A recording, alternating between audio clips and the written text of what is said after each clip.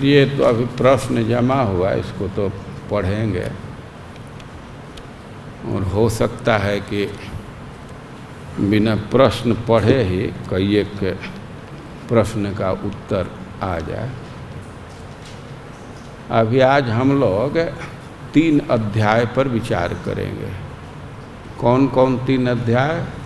17, 18, 19। इन अध्यायों में किस विषय का वर्णन है? परमात्मा, भाव भक्ति और प्रेम भक्ति।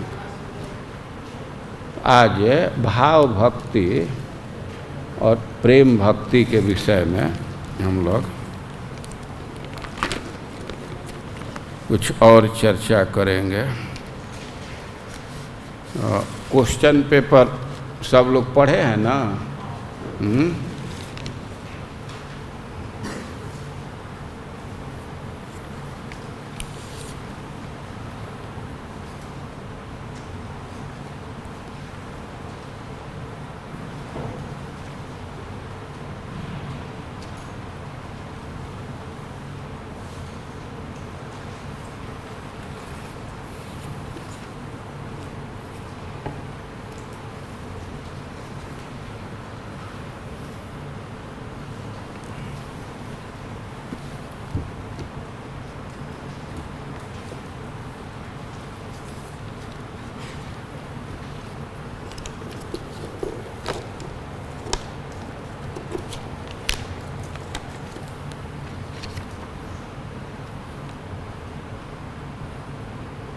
भाव भक्ति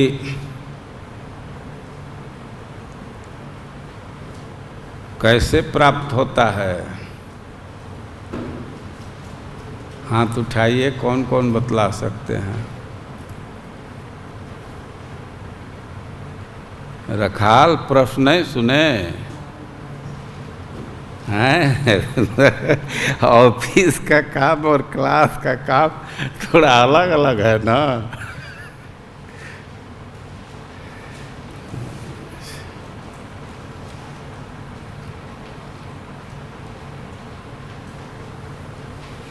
एक व्यक्ति को माइक दे दीजिए जो हाथ उठाए थे, बतलावें कैसे भाव भक्ति की प्राप्ति होती है।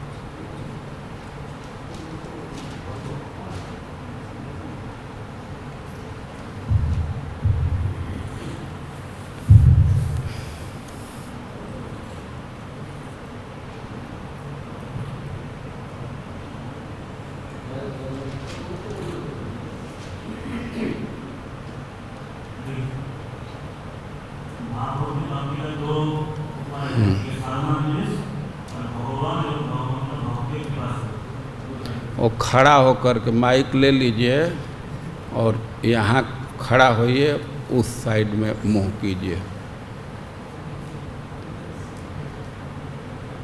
और से कम हम तो विफल रह गए, सबको नहीं समझा पाए, लेकिन आप ऐसे भाषण कीजिए कि रखाल समेत सब लोग समझ जाएं। ये ना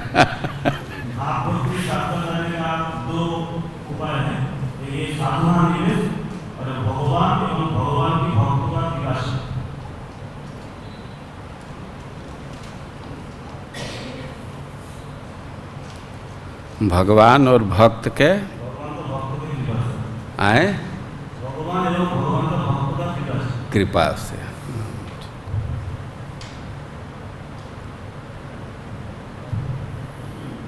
साधन में अभिनिवेश से भाव भक्ति की प्राप्ति होगी। अभिनिवेश मतलब साधन में ही रच पच जाए, वही मन पर छा जाए, या साधन में ही खूब आप घुस गए, साधन के बिना चैन नहीं पड़ रहा है, और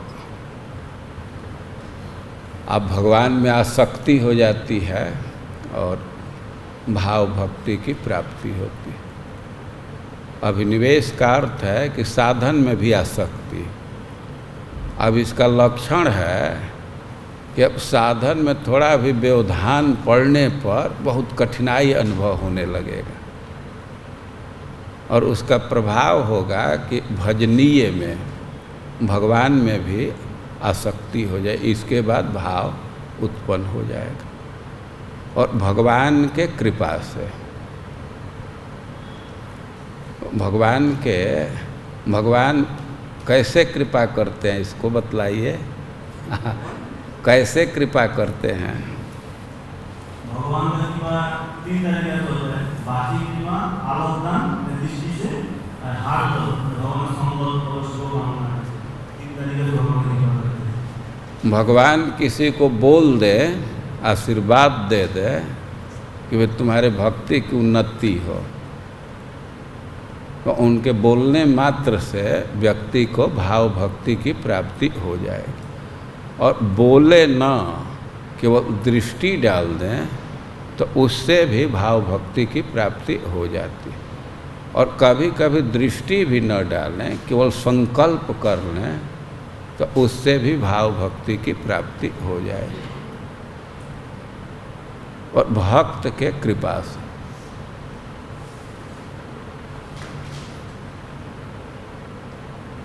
भाव भक्ति हृदय में प्रकट होता है, प्रादुर्भूत हो गया तो बाहर उसका क्या लक्षण आएगा, शरीर में क्या लक्षण आएगा? एक दो लक्षण बतलाइए।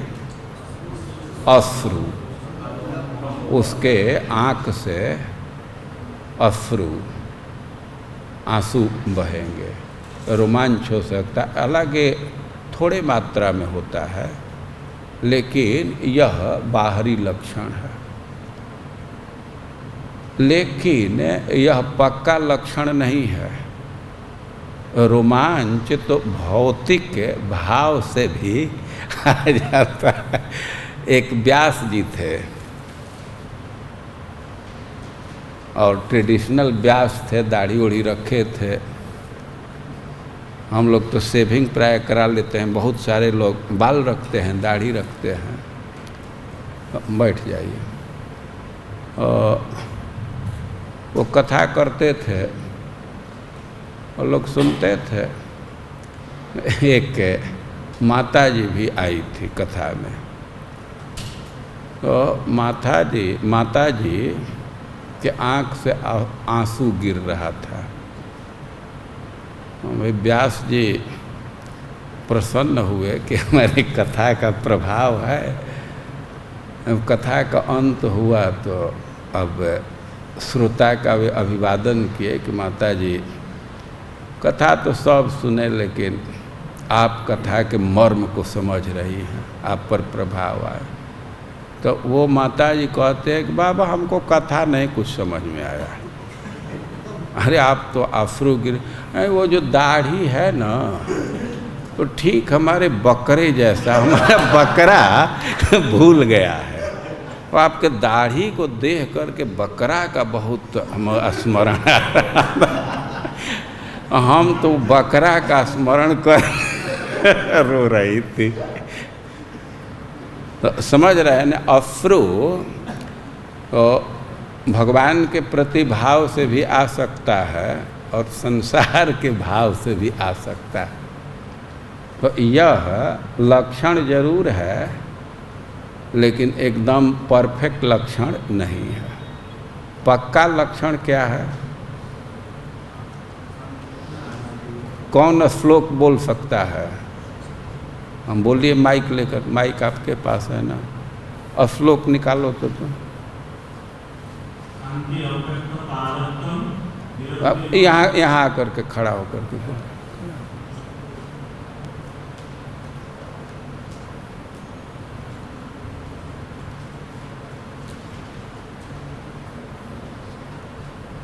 शांति अव्यक्त कालत्वं विरक्ति मानसुन्नता आसवन्तः समुत्पन्ना नामवाणी सदारचि आसक्तिकर गुणार्थानि विकल्पसतिस्वरे चित्तारे भावासु जातो भावं कुरेन।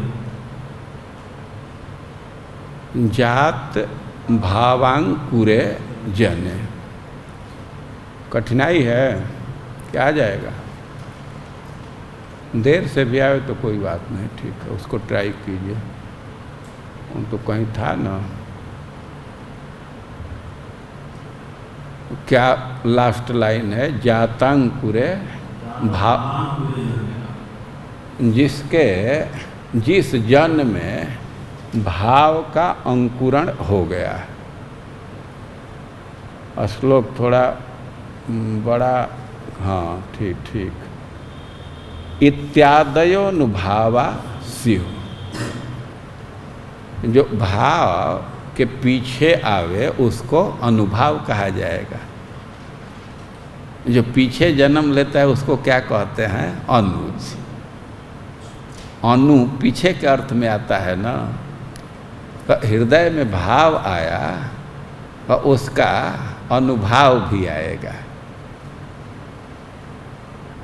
तो अनुभाव ये कौन लोग गिन सकते हैं? कितने 3 लाइन में अनुभाव को दिखाया गया है, 1.5 श्लोक में।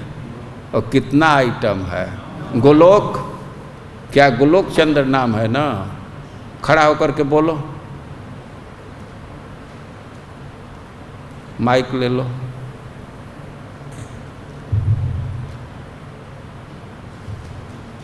गिनती करो शब्द, कौन कौन शब्द है अनुभाव का।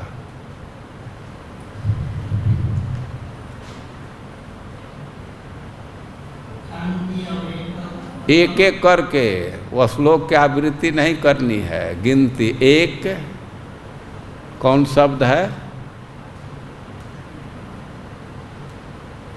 श्लोक में इसमें अनुभाव का वर्णन है। तो पहला अनुभाव क्या है? बिना श्लोक का बतलाइए। क्लास में सुने थे ये सब बात, तो सुने थे, इतना याद है? मैंने ये याद है ना कि सुने थे और पढ़े नहीं ग्रंथ, तो पढ़ करके आना था ना 3 अध्याय।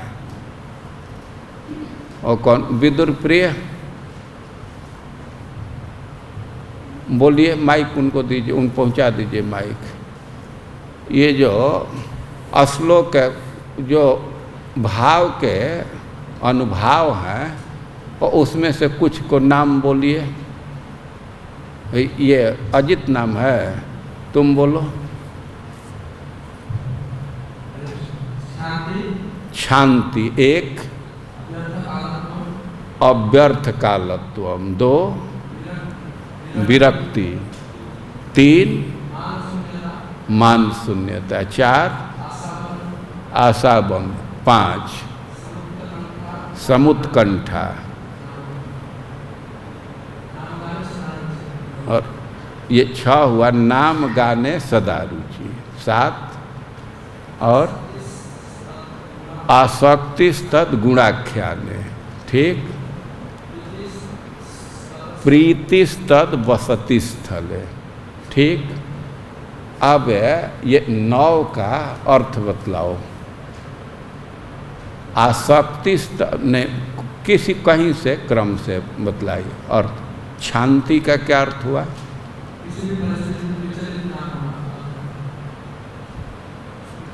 ठीक ठीक ठीक ठीक ठीक।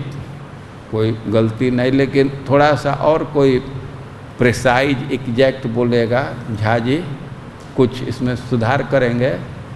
शांति का ये परिभाषा दे रहे हैं कि किसी भी स्थिति में विचलित न होना। यही बतलाया गया था कि कुछ भिन्न बतलाया गया था। राधाचरण आए, राधाचरण को दीजिए।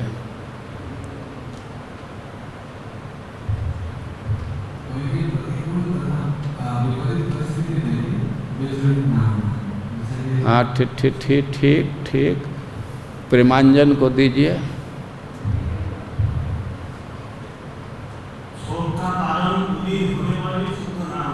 क्षोभ का कारण उपस्थित होने पर भी क्षोभित न होना, कुछ अंतर है।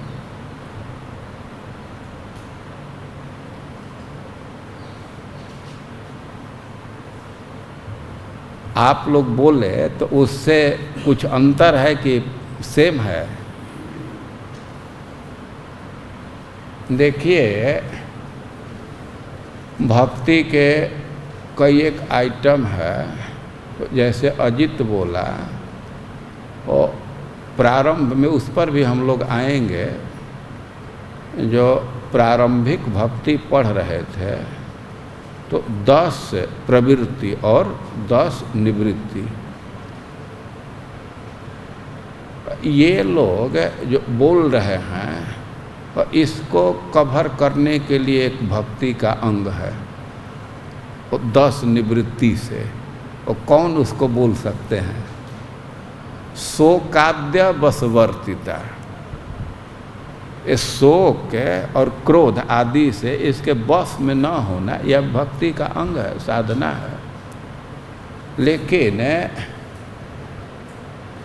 भाव के जो लक्षण है तो एग्जैक्ट परिभाषा याद करने का कोशिश करना चाहिए। उसमें गलती नहीं है, लेकिन फिर भी क्षोभ का कारण उपस्थित होने पर भी क्षोभित न होना, यह है शांति।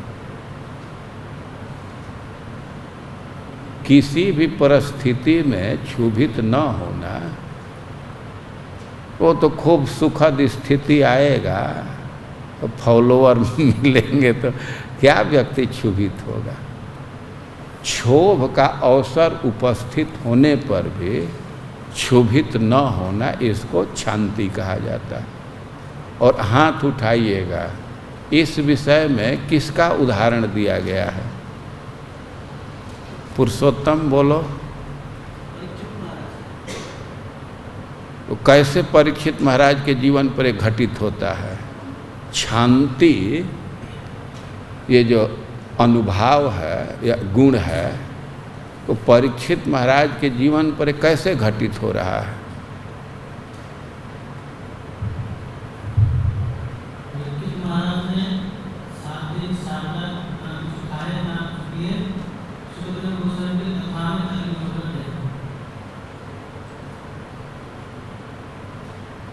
तो 7 दिन खाना पीना नहीं, इसी को शांति कहते हैं।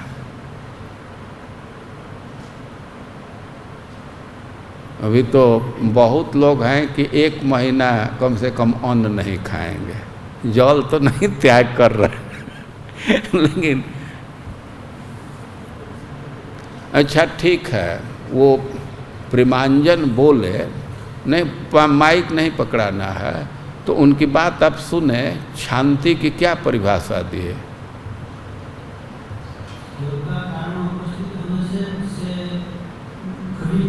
हाँ, शोक का कारण उपस्थित होने से भी शोक में न जाना, ठीक। और इसको व्यापक कहेंगे तो क्षोभ का कारण उपस्थित होने पर भी क्षोभित न होना, ये ज़्यादा कवर करेगा। तो परिभाषा यह है, तो इसके अनुसार घटना बतलाना होगा ना। उनको भोजन की कमी आ गई थी, भोजन बंद कर दिया गया था।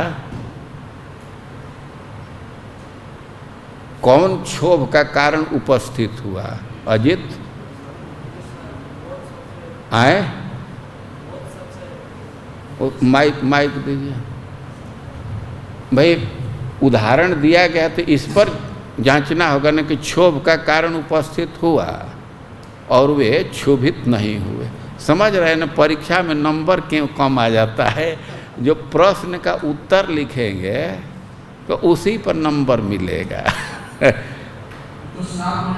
उनको साप मिला। क्या साप मिला? इतना भारी मृत्यु का अवसर आ जाना तो क्षोभ का कारण है ना।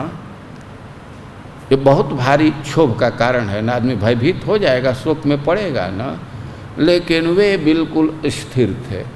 उनके स्थिरता का क्या लक्षण है? वे कह रहे हैं कि दशत्वलम तक्षक। अरे वो तक्षक डसे, उससे कोई मतलब नहीं। गायथ विष्णु गाथा। आप लोग भगवान की गाथा गाइए, गंगा जी हम पर कृपा करे। और अपनी स्थिति क्या बोल रहे हैं? धृतचित्त ईसे, हमारा मन तो भगवान में है और आप लोग भगवान का जस गाइए, एकदम स्थिर हैं। अभी किसी को बैठ जाइए, किसी को कठिनाई हो रही है क्षोभ को समझने में। क्षोभ क्या चीज़ है, नहीं शांति क्या चीज़ है। शांति समझ गए सब लोग? तो पहले के नहीं समझे। मैं दूसरी बात बोला था।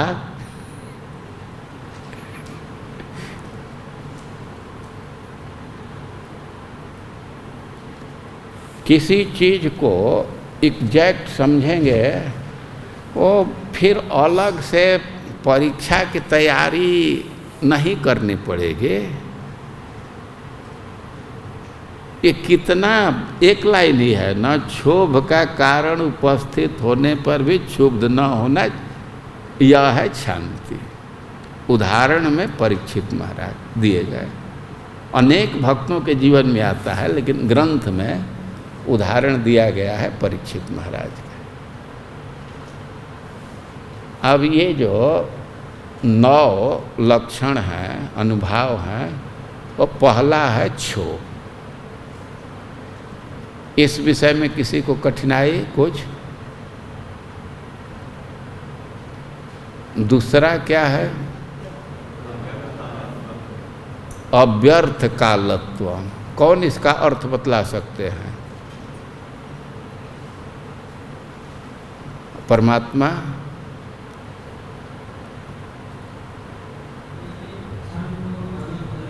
एक एक क्षण को भगवान के भक्ति में लगाना, एक क्षण भी व्यर्थ न गवाना।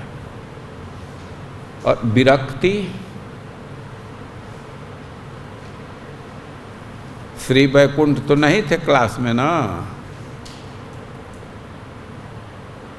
हाँ, ये सर्वदेव को दीजिए, बढ़ाइए।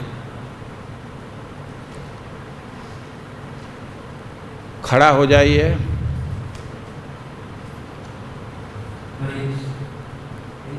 उधर उधर मुँह कर।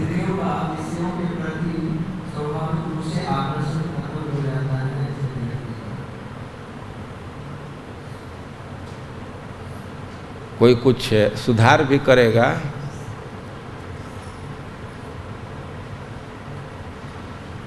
हाँ, धर्मात्मा प्रभु को माइक दीजिए।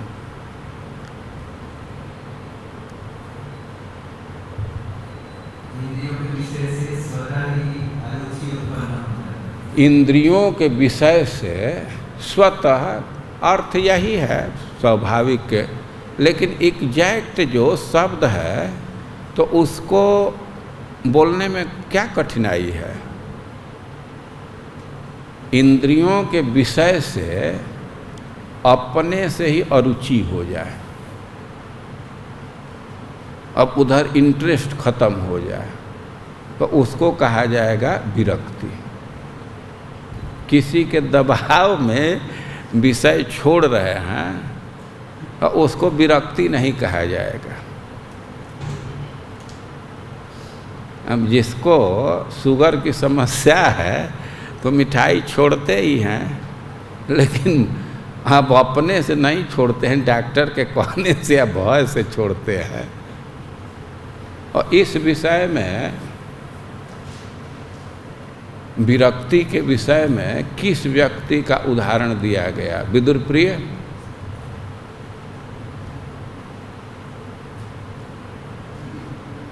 इतने पुराने हैं, इतने धीरे कैसे चल रहे हैं? पंचतत्व प्रभु किसका उदाहरण दिया गया? विरक्ति में किसका उदाहरण दिया गया है?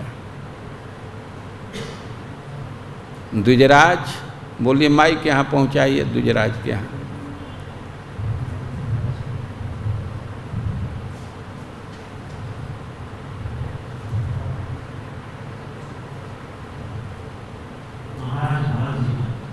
आए?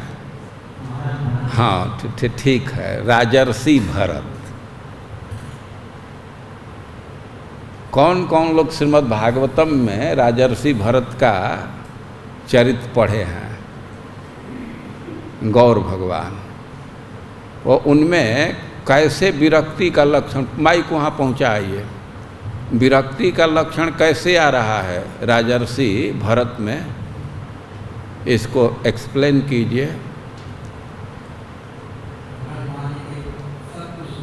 आए, सुनाई और थोड़ा जोर से।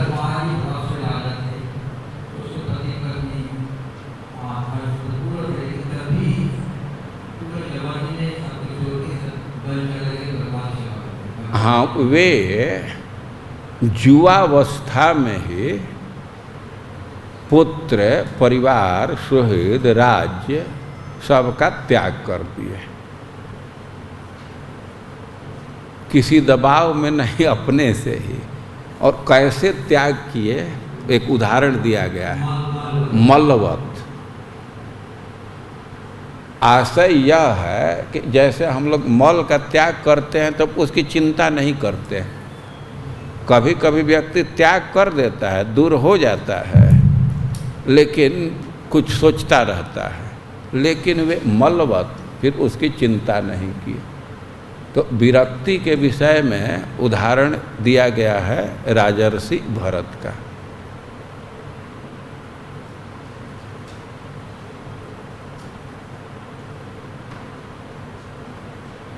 वैष्णव महाराज ठीक ये 15 दिन और बढ़ाए हैं ना।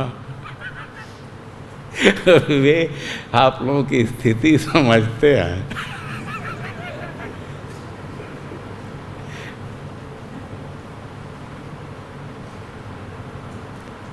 देखिए,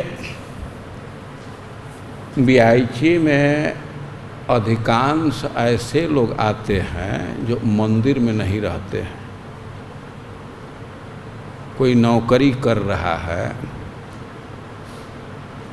और जो मंदिर में रह रहा है तो उससे तो अपेक्षा रहती है कि ये तो अधिकांश चीज़ जानता है, रेगुलर क्लास सुनता है ना। तो ये सब क्लास में ये सब बातें आती रहती हैं। केवल पढ़ाई में ये सब बात नहीं आ रही है, भागवतम क्लास में ये सब बातें आती रहती हैं ना।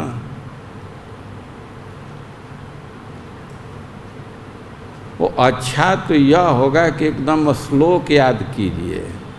अब श्लोक नहीं याद कर सकते तो कम से कम श्लोक की बात तो जरूर आत्मसात कर लीजिए। तो विरक्ति के विषय में उदाहरण है, उदाहरण अनेक लोग हैं, लेकिन उदाहरण दिया गया है राजर्षि भरत का। जहौ जुवाई व मलवत उत्तम श्लोक लालसा। अब भगवान के प्रति इतनी लालसा थी कि इसका, अपने राज्य का, पुत्र परिवार का और हृदय स्पृश। कभी कभी इतना परिवार में करकराहट होता है, टेंशन रहता है कि आदमी त्याग कर देता है, लेकिन हृदय स्पृश ये सब बहुत सुखद है ना, मन त्यागना नहीं चाहता।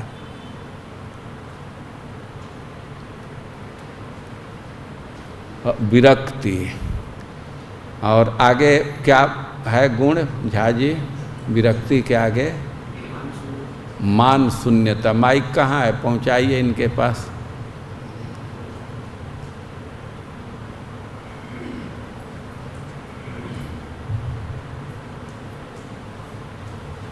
मान शून्यता का क्या अर्थ है?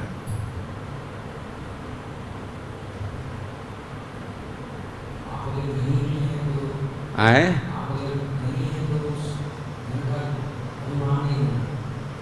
हाँ हाँ ठीक, ये तो आंशिक परिभाषा हुई ना, ठीक ही है, कोई गलती नहीं है।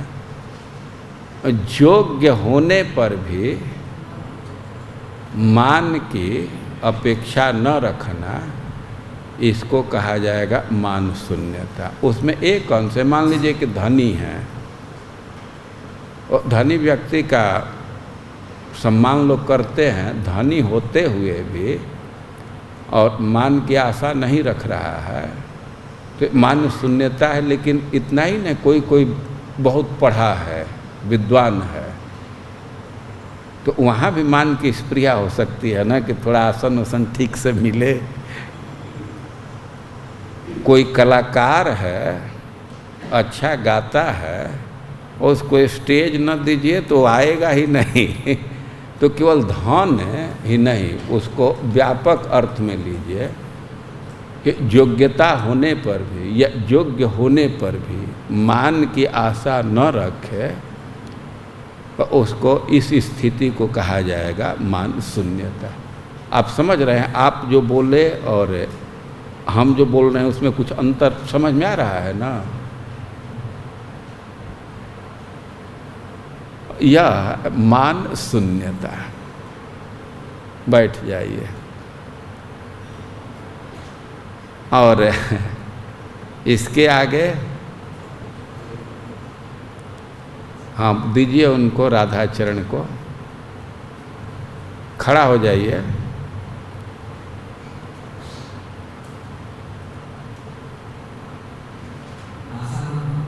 आशा बंध, क्या इसका अर्थ होगा? आए? हाँ ठीक।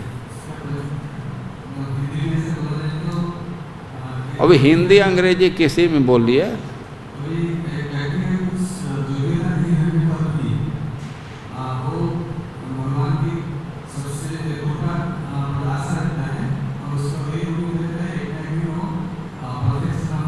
हाँ, एग्जैक्ट शब्द है भगवत प्राप्ति की सुदृढ़ संभावना।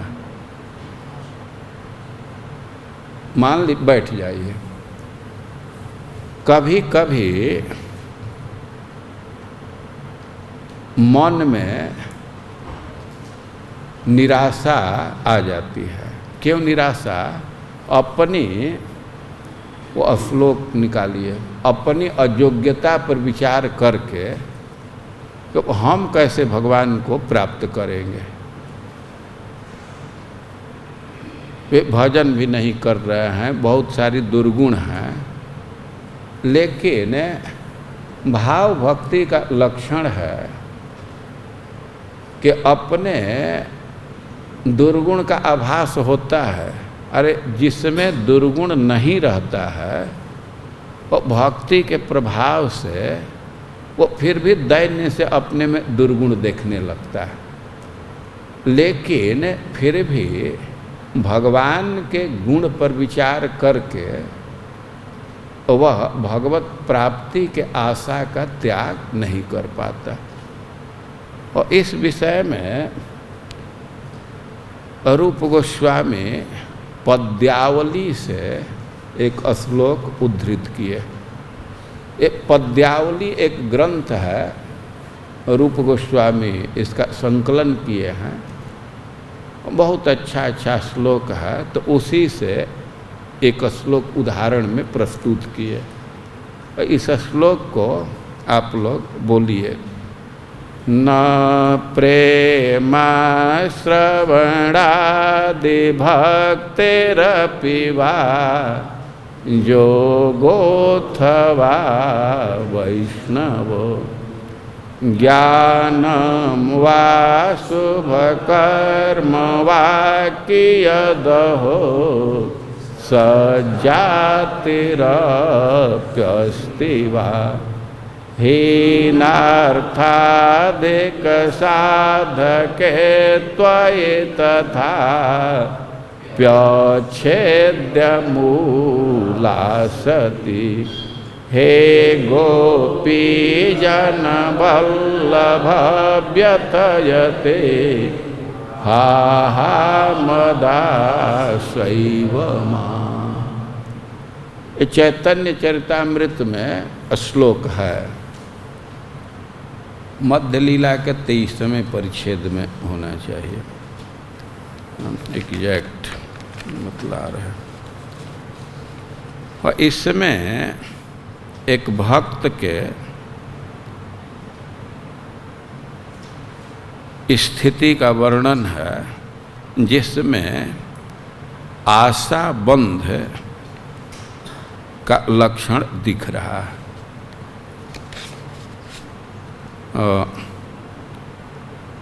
इसमें क्या कह रहे हैं, अपने विषय में कह रहे हैं कि न प्रेम, भगवान के प्रति प्रेम नहीं। अरे प्रेम नहीं तो क्या हुआ, साधन है तो आ जाएगा प्रेम। घर नहीं है किसी को और नौकरी मिल गई है या बिजनेस चल गया तो घर बना लेगा ना। तो कह रहे हैं कि श्रवणादि भक्ति रपिवा, जो प्रेम के साधन हैं वो अभी नहीं है। श्रवण कीर्तन ये भक्ति के जो अंग हैं ये साधन भी नहीं है। अरे श्रवण कीर्तन शुद्ध भक्ति नहीं है तो जोग मिश्रा भक्ति हो कि ना, वो अभी नहीं। जोगो थवा वैष्णवो, वैष्णव जोग भी नहीं है। अनंत, ये वैष्णव जोग का क्या मतलब हुआ? दीजिए उसको माइक। अष्टांग योग, ये तो योग मतलब अष्टांग योग। अष्टांग योग जिस योग का 8 अंग है, लेकिन ये वैष्णव योग कह रहे हैं, इसका क्या अर्थ है? आए अष्टांग योग में भी कुछ कुछ अंतर हो जाता है। ध्यान उसमें करते हैं, समाधि में जाना है, तो सगर्भ ध्यान या सबीज ध्यान और निर्बीज ध्यान। कोई कोई अपने मन को निर्विषय करना चाहते हैं, वो भी अष्टांग योग का पद्धति है। और कुछ लोग भगवान का ध्यान करते हैं, उनका चिंतन करते हैं। तो जिस पद्धति में भगवान के ध्यान का वर्णन है तो उसको कहा जाएगा वैष्णव योग। तो कह रहे हैं कि वो भी नहीं है। अरे भी और भी साधन है, ज्ञान है, कहें कि ना ज्ञान भी नहीं। तो कर्म है न शुभ कर्म हुआ, कोई यज्ञ इत्यादि भी नहीं किया। अरे अब हमारी उच्च जाति भी नहीं है, कम से कम झा फैमिली में जन्म हुआ होता तो ये भी एक था कि मिथिला के ब्राह्मण हैं, मछली खाते हैं, फिर भी भावना है कि सबसे श्रेष्ठ है क्योंकि वो विद्वान होते हैं।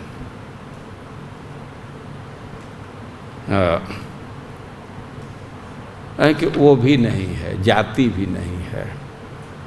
लेकिन अब अपने तरफ से विचार कर रहे हैं, लेकिन भगवान के लिए क्या संबोधन कर रहे हैं? हीनार्थाधिक साधके त्वयि। भगवान की विशेषता है कि दीनहीन पर भी वे दया करते हैं, बल्कि कुछ अधिक दया करते हैं।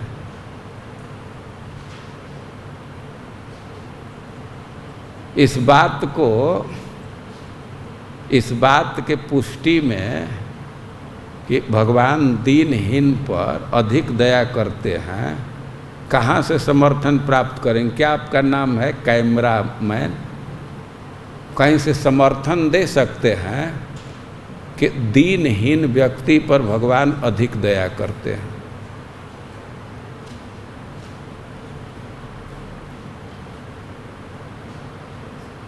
वो रखाल के असिस्टेंट कहीं से दे सकते हैं समर्थन? इस तथ्य के लिए सपोर्टिंग कोई शास्त्र का उक्ति? हाँ, पुरुषोत्तम बोलो। आए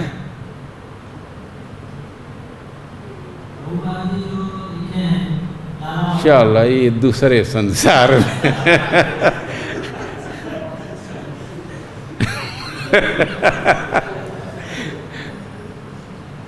यादवपति, भगवान दीनहीन पर कृपा करते हैं, इस विषय में कोई शास्त्र उक्ति बोलो। उनको धर्मात्मा प्रभु को दे दीजिए।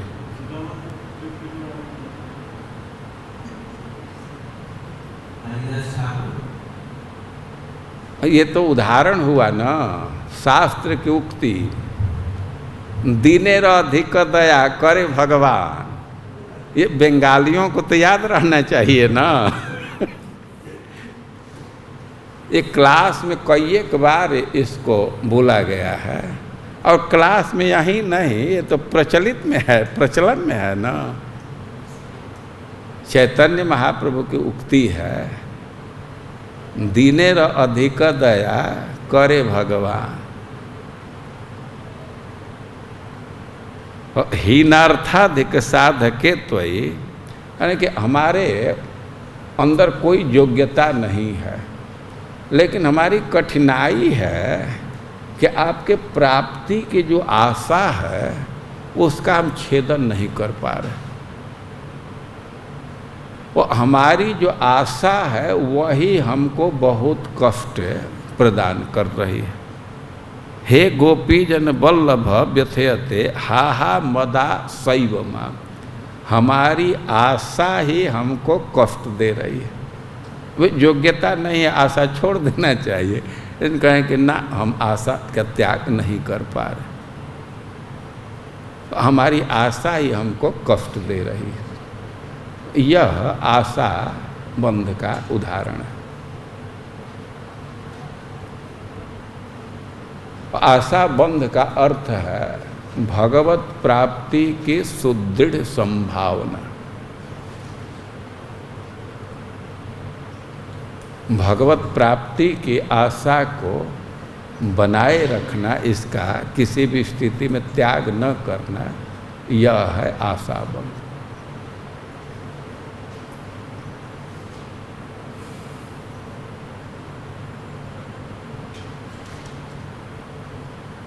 अब हमको फिर से चालू करना पड़ेगा। हमको नहीं अनुमान था कि इतना हम असफल टीचर रह गए।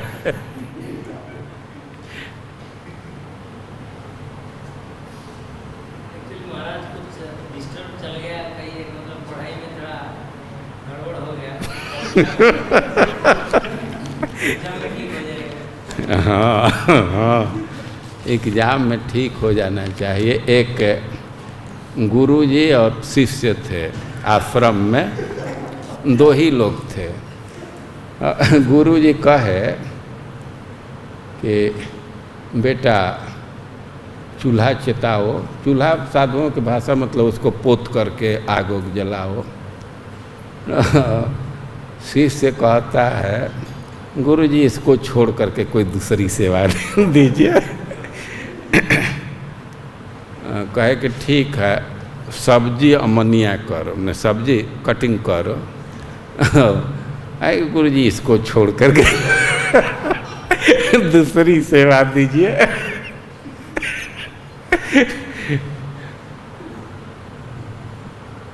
अब कहे कि ठीक है तो भात बना दो। कहता है कि गुरुजी इसको छोड़ करके दूसरी सेवा। वो तैयार किया, अब रिएक्ट करता गया। दो ही लोग थे तो गुरुजी करते गए। उनको है कि अच्छा भोग लगा दो। आएंगे गुरु जी इसको छोड़ करके गुरु जी भोग लगाए कि प्रसाद को पा लेना चाहिए। हाँ गुरु जी ये सेवा नहीं करेगा, इसमें नहीं कोई दिक्कत।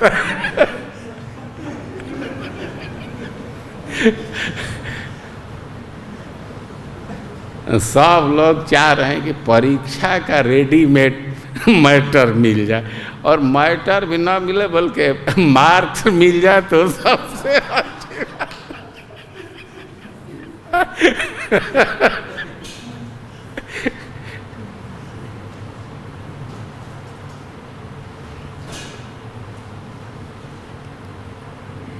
कि कल छुट्टी थी, पढ़ करके आना चाहिए था ना, कहा गया था ना कि 3 अध्याय पढ़ करके आए, छोटा छोटा अध्याय।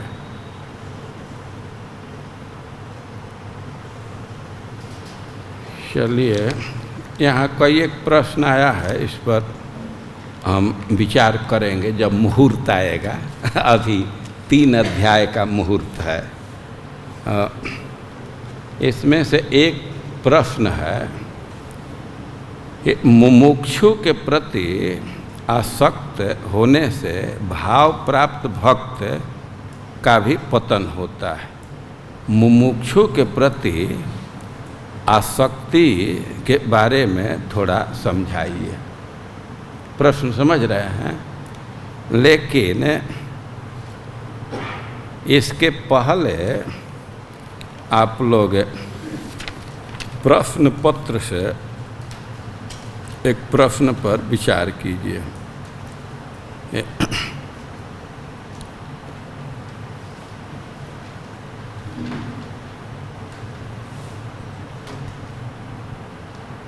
प्रश्न 106 106 कृष्ण रति का उद्बुद्ध कैसे होता है और कैसे इसका क्षय होता है? अंग्रेजी लिए है क्वेश्चन, बोलिए अंग्रेजी बोलिए तो। माइक लेकर के बोलिए।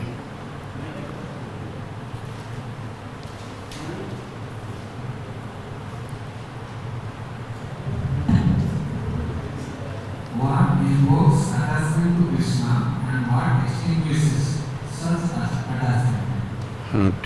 ठीक, कौन इस प्रश्न का उत्तर देगा?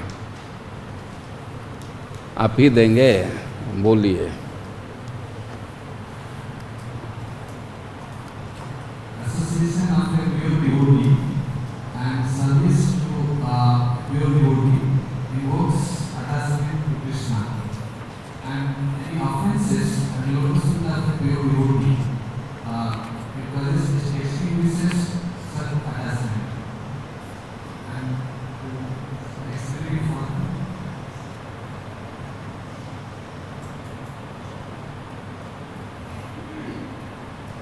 देखिए, ठीक है, पहली बात तो यह है कि भाव की प्राप्ति साधन के अभिनिवेश से, भगवान की कृपा से या भगवान के भक्त की कृपा से उद्बुद्ध हो जाता, भाव भक्ति की प्राप्ति हो जाती। यही मुख्य धारा है। मुख्य धारा साधना भी निवेश है। भगवान की कृपा से बहुत रेयर केस में, बिरले किसी किसी को भाव भक्ति की प्राप्ति हो जाती। लेकिन एक है भाव और दूसरा भावाभास। कोई कोई स्थिति है कि वो भाव नहीं होता है लेकिन भाव जैसा लक्षण आ जाता है। और इस विषय में भावाभास का, रत्याभास का 2 भेद किया गया। कौन कौन? प्रतिबिंब और छाया। प्रतिबिंब का अर्थ है कि मान लीजिए कि कोई मुमुक्षु व्यक्ति है, मोक्ष की इच्छा रखता है। अब मोक्ष की इच्छा रख रहा है और साधना कर रहा है, तो उसकी तो साधना ही शुद्ध नहीं है। अब भाव उत्पन्न होने का कोई प्रश्न ही नहीं है, क्योंकि प्रारंभ में शुद्ध भक्ति के विषय में हम लोग पढ़े हैं कि अन्याभिलाषिता शून्य। अच्छा, अब ये कहा ही गया है, लेकिन फिर इसको और स्पष्ट किया गया कि भोक्ति मुक्ति स्पृहा जावत। ये साधन भक्ति के दो बैरी हैं। कौन कौन? भोग की स्पृहा और मोक्ष की स्पृहा। वो दोनों में प्रबल कौन है, ज़्यादा खतरनाक कौन है? मोक्ष की स्पृहा। और जिसमें मोक्ष की स्पृहा है और उसमें भाव के लक्षण आ रहे हैं, वो कभी मान सकते हैं कि भाव उसका है, माने भाव है ना? भाव नहीं हो सकता। और मोक्ष की स्पृहा है तो भाव कैसे आएगा? लेकिन फिर भी भाव का लक्षण दिख रहा है, एकदम स्पष्ट लक्षण दिख रहा है। और इसका अर्थ है कि उसका भाव अपना नहीं है, लेकिन किसी दूसरे भक्त के हृदय का भाव वहाँ प्रतिबिंबित हो रहा है। कभी कभी देखते हैं ना कि चंद्रमा या सूर्य का प्रतिबिंब दीवार पर दिखता है। यहाँ तो वैसी स्थिति नहीं आ पाती है, जहाँ गवाक्ष छिद्र है, छप्पर का घर है, तो कभी कभी वो चंद्रमा का या सूर्य का प्रतिबिंब दीवार पर आता है। खास करके ग्रहण के समय डायरेक्ट सूर्य को देखना मना है, लेकिन प्रतिबिंब देख सकते हैं। तो उसी तरह दूसरे का भाव दूसरे के हृदय में प्रतिबिंबित हो जाए तो वह भी, उसका भी प्रभाव आ जाता है, प्रतिबिंब का भी प्रभाव आता है। वो है रत्याभास, लेकिन प्रभाव उसका आता है, लक्षण आ जाता है। और दूसरी स्थिति है जिसको छाया कहते हैं। वो अच्छा एसोसिएशन से, भक्त के संग से या स्थान के प्रभाव से या कीर्तन इत्यादि के प्रभाव से कुछ कुछ भाव का रिफ्लेक्शन दूसरे में भी होने लगता है। तो भाव नहीं है, इसको कहा जाता है रत्याभास, भावाभास। लेकिन फिर भी इसका महत्व है इस अर्थ में कि यही भावाभास, चाहे वो प्रतिबिंब हो या छाया हो, भक्तों के कृपा से कभी कभी ओरिजिनल भाव हो जाता है। तो भक्तों की कृपा से भाव की प्राप्ति हो जाती है। लेकिन अब भक्तों का अपराध हो गया, भक्तों का कोप हो गया, तो तुरंत खत्म हो जाएगा। और प्रतिबिंब और छाया की बात नहीं है, वे भक्तों के अपराध से, खास करके भारी अपराध कर दे उन्नत भक्तों के, तो जो ओरिजिनल भाव है वह भी क्षीण हो जाता है। और क्षीण होने की क्या क्या स्थिति हो सकती है? जो ओरिजिनल भाव है प्रतिबिंब के स्तर पर आ जाएगा, ये छाया के स्तर पर आ जाएगा, या धीरे धीरे चंद्रमा के कला के समान घटते घटते एकदम डाइल्यूट हो जाएगा। तो भक्तों के कृपा से भाव उद्बुद्ध होता है और भक्तों के अपराध से डाउन हो जाता है। जैसा कह रहे हैं राधाचरण जी, एकदम ठीक उत्तर दे रहे हैं। तो ये तो भक्तों के अपराध की बात हुई, लेकिन एक स्थिति और बतला रहे हैं कि कोई भाव स्तर का भक्त है और मुमुक्षु व्यक्ति से उसकी आसक्ति है, गाढ़ आसक्ति है। अब उसका पतन हो जाएगा, वो अहंग्रहोपासना में लग जाएगा। तो यह एक बहुत बुरी स्थिति है। इसको कह रहे हैं, ये 55 नंबर का श्लोक आ सकता है भाव भक्ति में। देखो,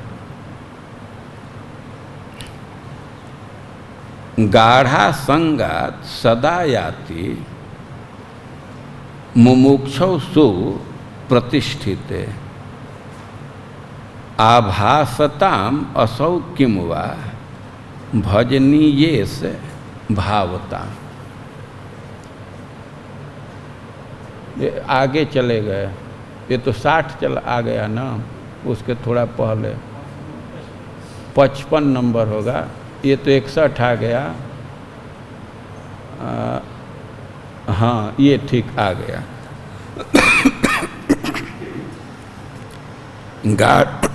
गाढ़ा संगात सदा याति मुमुक्षौ सुप्रतिष्ठितौ आभासताम असौ किम वा भजनीयेस भावता। सुप्रतिष्ठे मुमुक्षौ गाढ़ा संगात असौ सदा आभासताम किम वा भजनीयेस भावताम याति। सदा याति दो स्थिति का वर्णन कर रहे हैं, भाव के स्तर पर है, लेकिन मुमुक्षु का सुप्रतिष्ठित मुमुक्षु का, सुप्रतिष्ठित मुमुक्षु का क्या अर्थ है कि जो तर्क दे रहा है, हमेशा व्याख्यान करता रहता है कि जीवन का लक्ष्य मोक्ष ही है, मोक्ष ही चरम पुरुषार्थ है, और इसको शास्त्र से भी तर्क दे करके स्थापित कर रहा है, तो उसको प्रतिष्ठित कहा जाएगा। तो हल्का फुल्का संग की बात नहीं कह रहे हैं कि एक तो वह सुप्रतिष्ठित है। सुप्रतिष्ठित का देखिए आप वो टीका में पढ़ सकते हैं, मुमुक्षौ कथम भूते सुप्रतिष्ठे मोक्षस्य सर्वोत्कर्ष व्यवस्थापक। सुप्रतिष्ठित मुमुक्षु का क्या अर्थ कर रहे हैं फिर विश्वनाथ चक्रवर्ती पाद जी कि जो मुमुक्षा की व्यवस्था कर रहा है, भाई कैसे ज्ञान शास्त्र युक्त्यानुकूल तर्क रचना द्वारा।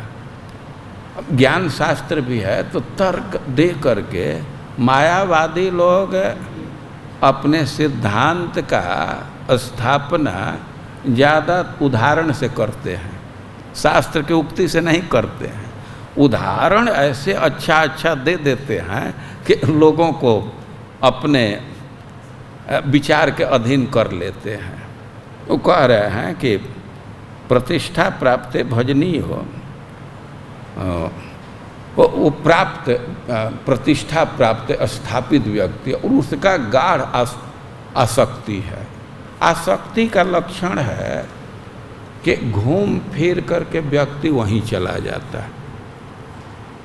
आसक्ति, ये शब्द पर विचार कीजिए, वो शक्ति मतलब सटना, शक्ति मतलब पेस्ट हो जाना, सटना, और आसक्ति अब खूब बढ़िया से सट रहा है और उसको आसक्ति कहते हैं। स्त्री पुरुष में आसक्ति है, खास करके पति पत्नी में आसक्त है, वो अब वो बुलाना नहीं पड़ता है, कहीं दूर गया घूम करके आ जाएगा और उसके साथ रहता है। तो आसक्ति का एक लक्षण है कि एसोसिएशन की प्रवृत्ति होती है। तो यदि गाढ़ आसक्ति है भक्त और मुमुक्षु का बहुत संग कर रहा है, उसका पतन हो सकता है। पतन के दो स्तर हैं, या तो भाव आभास में आ जाएगा, प्रतिबिंब या छाया बन सकता है, या अहंग्रहोपासना में लग जाएगा। अहंग्रहोपासना कहते हैं जो भगवान को अपने बराबर मान करके उपासना करता है, वो जीव और ब्रह्म में भेद नहीं मानता है, और इसको अहंग्रहोपासना कहते हैं। तो गाढ़ आसक्ति का अर्थ यही है कि उसके विचार को सुन रहा है, उसका साथ कर रहा है, तो संभावना है कि पतन हो जाएगा।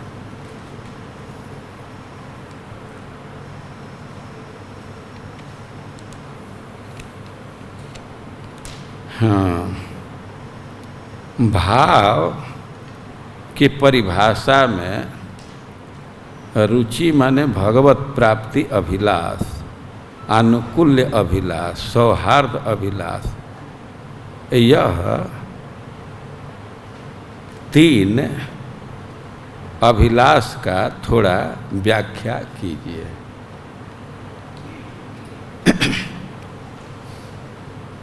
अब रुचि की ही व्याख्या नहीं की गई, अब उसके डिटेल की व्याख्या तो करना थोड़ा हमारे लिए भी कठिन है, लेकिन रुचि का अर्थ है अभिलाषा। ये खास करके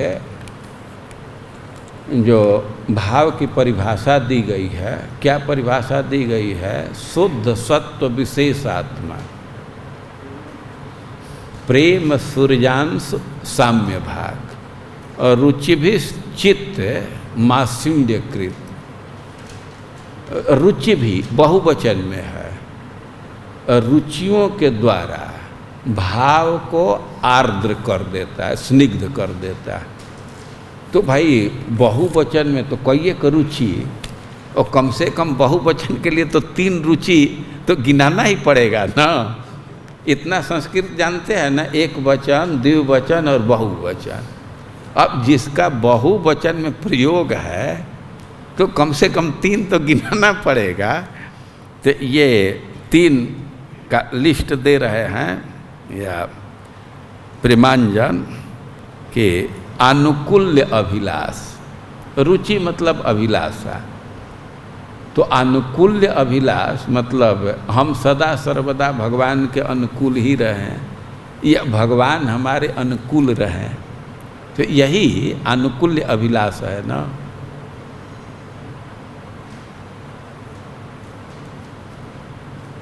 ये शरणागति का लक्षण है।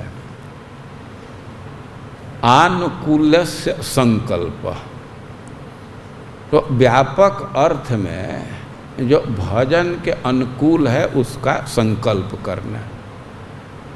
तो यह हुआ आनुकूल्याभिलाष और सौहार्दाभिलाष। अब हम कहीं पढ़े तो नहीं है भगवान का सौहार्द बना रहे, भक्त का सौहार्द बना रहे, या हम सौहार्द से बंधे रहे। इससे बहुत लाभ है। वो गर्भस्तुति का प्रसिद्ध श्लोक है, तथा न ते माधव तावका क्वचित भ्रश्यन्ति मार्गा त्वयि बद्ध सौहृदा त्वया विगुप्ता विचरन्ति निर्भया विनायका यूथप मूर्धसु प्रभु। आज शायद हिंदी के क्लास में इसके पहले वाला श्लोक पर कुछ चर्चा था, क्या उधर हयग्रीव और राधा श्याम सुंदर प्रभु चर्चा कर रहे थे। तो एक स्थिति है कि पतंत अधः, यदि भगवान में भक्ति का अस्त हो जाता है तो पतन हो जाता है। आरूह्य कृच्छ्रेण, बहुत साधना किए हैं और बहुत ऊंचा स्थान प्राप्त कर लिए, लेकिन भक्ति का अंत हो गया तो ऊंचा स्थान प्राप्त करने से भी गिर जाते। लेकिन दूसरी स्थिति का वर्णन कर रहे हैं कि तथा न ते माधव तावका क्वचित भ्रश्यन्ति मार्गा त्वयि बद्ध सौहृदा। तथा न ते माधव तावका, तावका मतलब लेकिन आपके जो भक्त हैं उनके साथ पतन की स्थिति नहीं आती, उनका पतन नहीं होता। अरे भक्त हैं तो पतन क्यों नहीं होता है? तो तथा न ते तावका, तथा न ते माधव तावका क्वचित भ्रश्यन्ति मार्गा त्वयि बद्ध सौहृदा, क्योंकि सौहार्द से वे अपने को बांध दिए, या भगवान उसको अपने सौहार्द से बांध लिए। उदाहरण कि जैसे कोई छोटा सा बच्चा है और कहीं बर्फीला जगह है या काई ब्रज में है तो फिसल जाएगा ना, किसी कुंड पर पैर फिसल जाना है। कई एक बार लोग थोड़ा आचमन करना चाहते हैं और तब तक पूरा स्नान हो जाता है। लेकिन त्वया भी त्वया नहीं, तथा न ते माधवक तावका कुछ भ्रश्यंति मार्गा त्वयि बद्ध सौहृदा। लेकिन कभी कभी देखा जाता है कि छोटा बच्चा है और माँ उसका हाथ पकड़ी है तो पैर फिसलता है, लेकिन फिर भी हाथ पकड़ी है तो वो टांग लेते हो, गिरने नहीं पाता है। तो एक सौहार्द का यह स्वरूप है, बंधन है। तो इसी ढंग के व्यवहार को सौहार्दाभिलाष कह सकते। त्वयि बद्ध सौहृदा, इसकी व्याख्या में ये सब बातें लिखी गई हैं। तो यह हुआ सौहार्द अभिलाष, मतलब भगवान अपने सौहार्द से हमको बांध करके रखें या हम भगवान के प्रति सौहार्द से बंध करके रहें। और एक है हार्द्याभिलाष, तीसरा कौन है? नहीं, सौहार्दाभिलाष भगवत प्राप्ति अभिलाष, तो ये तो स्पष्ट है, ये तो इसमें तो कोई कठिनाई नहीं। फिर 3 प्रकार की कम से कम अभिलाषा है, और भी अभिलाषा है। तो इस अभिलाषा के चलते इसके प्रभाव रूप वह हृदय आर्द्र हो जाता है। और 3 रुचि के विषय में प्रश्न है प्रेमांजन का, तो कुछ समझ में आ रहा है ना?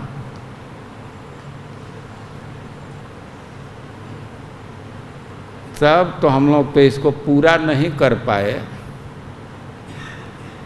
3 अध्याय भी पूरा नहीं हुआ, और इसको पढ़ करके आइए, कल इसको पूरा करने का प्रयास कर रहे हैं। और ऐसे ही ये जैसे प्रश्न लिखे हैं तो आप लोगों को अभी छूट है, प्रश्न दीजिए, लेकिन शुभ मुहूर्त में उसका उत्तर दिया जाएगा। अभी 3 अध्याय का मुहूर्त है, 4, 5वें का अभी थोड़े बाद में मुहूर्त आएगा।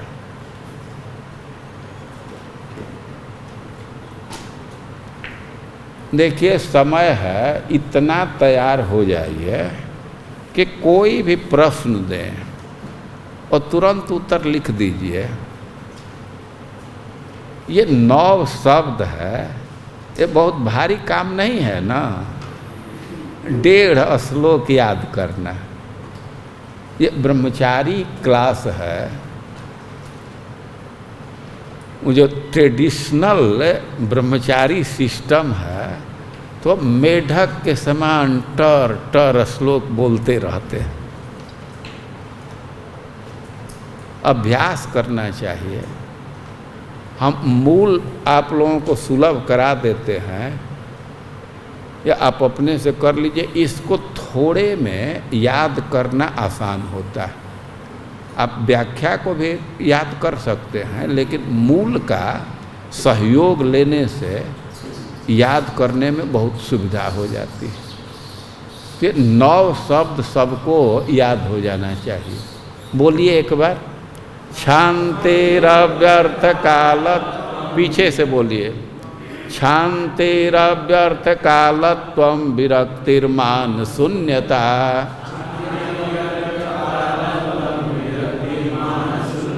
आशा बंद समुत्कंठा नाम गाने सदा रुचि।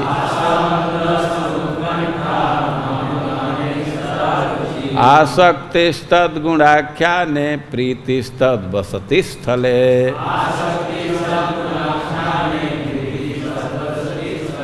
इतना ही अपेक्षा है, एक लाइन और भी रखें तो बहुत अच्छी बात। इत्यादयो न भावास्यो जात भावांकुरे जने।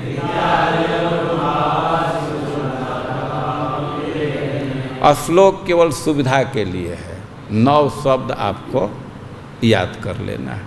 फिर से साथ में बोलिए, क्षान्तिरव्यर्थ कालत्वं विरक्तिर्मान शून्यता आशाबंध समुत्कंठा नाम गाने सदा रुचि अशक्तिस्तद्गुणाख्याने प्रीतिस्तद् वसति स्थले इत्यादयोनुभावास्यो जात भावांकुरे जने।